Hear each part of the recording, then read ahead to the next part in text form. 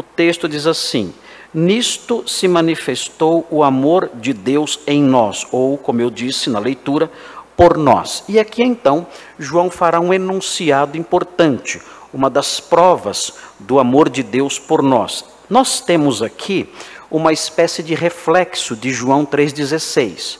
É muito importante, é muito interessante observar a semelhança desse texto com João 3,16, que era chamado, nos meus tempos de garoto, de criança, era chamado de o texto áureo da Bíblia, ou o versículo dourado da Bíblia, que diz, como todos sabem, porque Deus amou o mundo de tal maneira que deu o seu Filho unigênito, para que todo aquele que nele crê não pereça, mas tenha a vida eterna. Nós temos nesse versículo, no versículo 9, nós temos claros reflexos de João 3,16, falando sobre o amor de Deus ao mundo, falando dele ter enviado o seu Filho para que nós tenhamos vida. Tudo isso está presente em João 3,16 e está presente no versículo 9. Agora, observem com atenção o que vem a seguir.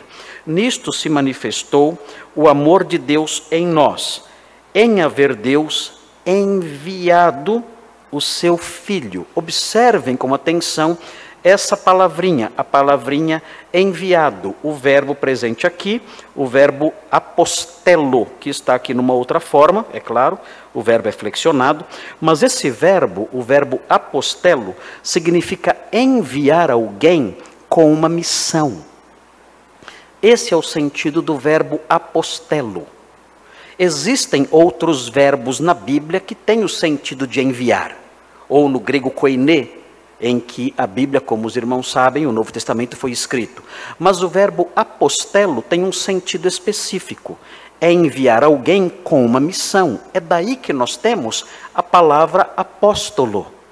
O que é o apóstolo? O apóstolo é alguém enviado com uma mensagem, ele é um mensageiro.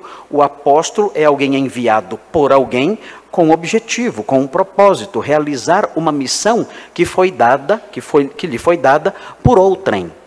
Então, o que nós temos aqui é exatamente esse verbo. É como se o Senhor Jesus fosse um apóstolo, mas num sentido não em que a primeira letra é maiúscula, mas no sentido em que todas as letras são maiúsculas. Ele é o apóstolo divino.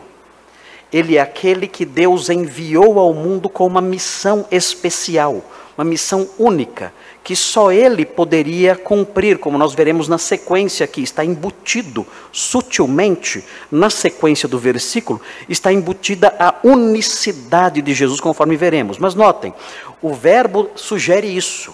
Os primeiros leitores, quando se depararam com esse verbo, o verbo apostelo, quando eles se depararam com esse verbo, conhecedores que eram, obviamente, da língua em que o Novo Testamento foi escrito, eles perceberam esse sentido.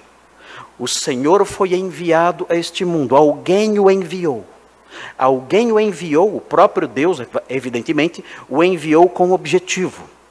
E qual era esse objetivo? Os versículos 9 e 10 mostram esse objetivo dúplice, para que vivêssemos por meio dele e para que ele fizesse propiciação pelos nossos pecados.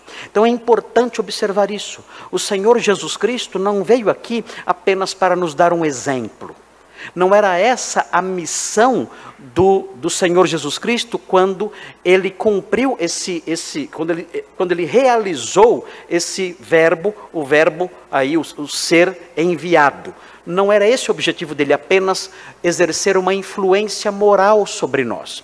Muitas pessoas pensam assim, que Jesus veio aqui e num dado momento, o Senhor então, Deus, decidiu escolhê-lo. Nós temos algumas heresias no passado aí, que de vez em quando elas ressurgem. Temos, por exemplo, uma das versões de uma teologia chamada adocianismo, que entendeu que Jesus um dia, o Senhor Deus olhou para ele, se agradou dele e o escolheu para que ele realizasse uma missão. E uma dessas missões seria exercer uma influência moral sobre a humanidade.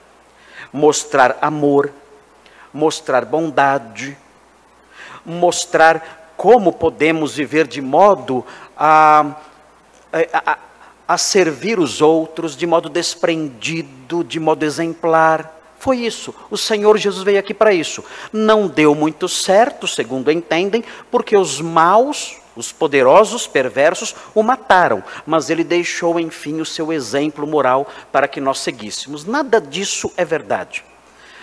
É claro que a influência moral do Senhor é marcante e nós devemos seguir os seus passos como crentes que somos. É óbvio, não há dúvidas disso. Mas os objetivos centrais, os objetivos principais do Senhor tê-lo enviado nesse sentido de apostelo com uma missão, os objetivos claros disso, segundo esse texto, não foram apenas ligados à sua influência moral. Não. Os objetivos foram, como mencionamos, para que vivêssemos por meio dele. E segundo, para que ele fizesse propiciação pelos nossos pecados.